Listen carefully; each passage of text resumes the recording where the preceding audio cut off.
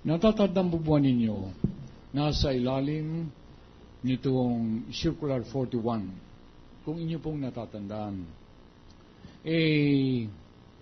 kayo ay nagpalabas ng isang watch list orders na nauukol sa dating Pangulo at ang dating First Gentleman?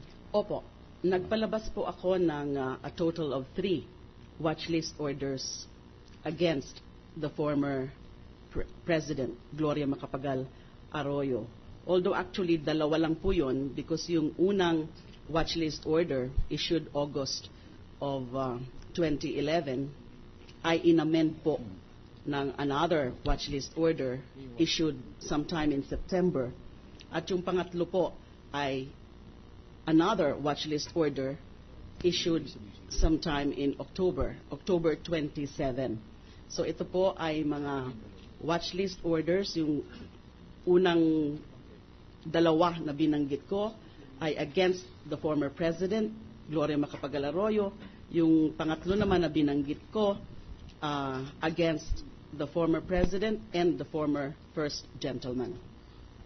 Bakit po kayo nagpalabas ng watch list orders na nauukol sa dating Pangulo? Ano pong dahilan ng mga dahilan? Meron ho kasing mga mabibigat na kaso na na-file sa Department of Justice. Ito po yung plunder cases. 3 po yung plunder cases against the former President, and meron naman po 2 na electoral sabotage cases against the former President and even against the former First Gentleman. Kayo po ba'y nagsagawa ng isang listahan itong mga cases na ito na inyo nabanggit? Meron ho akong hiningi na parang matrix of these cases filed with the Department of Justice against the former President. Pinagawa ko po yun sa National Prosecution Service. In a matrix form ho yan para mas madali po na makita. Meron po. Request permission to approach the witness, Mr. President. Proceed.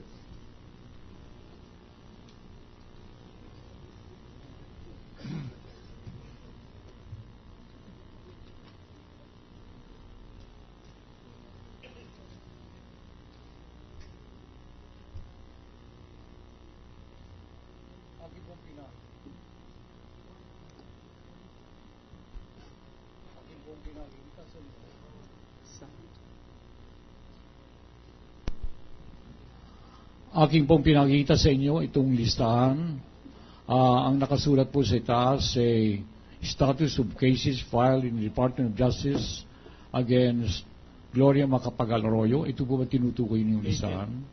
Dated what? Does it bear a date? As of October 27, 2011. October 20. Thank you. Yeah. Thank you. Welcome. Opo, ito po yung matrix na nanggaling po sa National Prosecution Service na pinipare po ng aming Prosecutor General, Claro Arellano. Okay. Dito po sa ibaba nitong dokumentong ito na minarkahan kaninang umagang Exhibit Nonapol L, meron po ritong nakalagdang Claro A. Arellano, Prosecutor General. Kilala po ba ninyo itong lagdang ito? Opo, kilala ko po ang pirma niya. Okay. Would the defense stipulate that... We will not only stipulate, we admit that the document being shown to the witness is a genuine document, Your Honor. Thank you. To save you the problem of authenticity. Nasabi ninyo kanina, kayo ay nagpalabas ng tinatawag na watch list order. Kung hindi po ako nagkakamali, ang sabi niyo ay 2 order. At ipinakikita ko po sa inyo itong may nakasulat na watch list order number 2011-422 at watch list order number 2011-422 rin. Ito bang tinutukoy ninyong dalawang watch list orders? At ito po kay kanina minarkahan na exhibits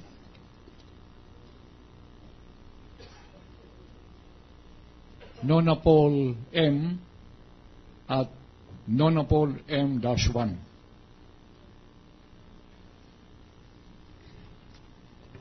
Opo, itong una pong dokumento na pinapakita nyo sa akin, ito po yung unang WLO, original WLO dated August 9 na aking pinalabas po against the former president.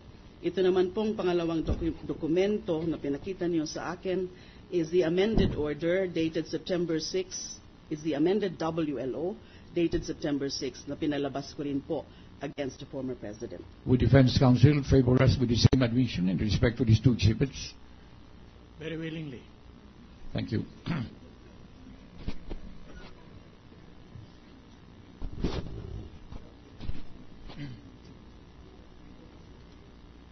Kanina pong umaga, meron ding isang watch list order na minarkahang exhibit Nonapol M 2011-573. Akin pong pinakita ito sa inyo. Ito ba'y nakikilala nyo? Opo, ito po yung pangatlong WLO at ito po ay pinalabas ko against several na mga respondents. So hindi lang ho ito against the former president, meron din po mga iba pang mga personalidad na kasama dito sa WLO. Sila po yung mga chinarge for electoral sabotage case. Now, kasama po dyan yung former first gentleman, kasama yung former COMELEC chairman, etc. Same admission? Admitted. Thank you.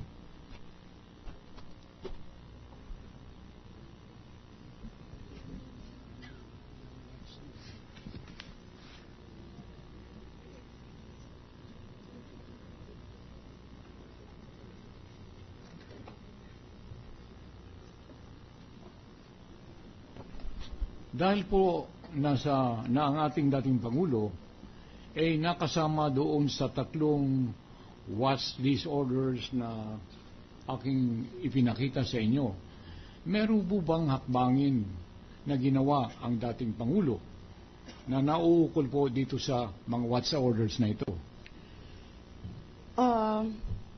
Humingi ho ng permiso yung dating Pangulo. Humingi ho siya nung tinatawag na allowed departure order sa akin. Dahil nga po merong watch list orders laban sa kanya. Kung natatandaan ko po, yung unang request niya for the issuance of an allowed departure order pursuant to the provisions of Circular Number 41 ay ang petsa ho nun is September 21.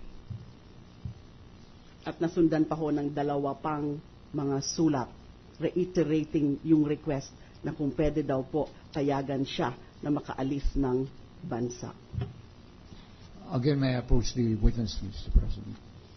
Please do so, and may I suggest that counsel is free to approach the distinguished member of the cabinet.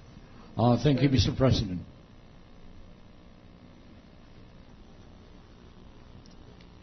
Pinakikita ko po sa inyo ang tatlong liham na kaninang umaga ay minarkahang exhibits Nonapol O, Nonapol P, at Nonapol Q. Ito po ba ang mga sulat o liham na tinutukoy ninyo? Opo, ito po yung tatlong liham dated October 20, 21, and 24 na pirmado ho lahat ng dating Pangulo. At meron nga po dito na yung dalawa po ay may mga, ito pong tatlo may mga attachments. Okay. Same admission? Thank you.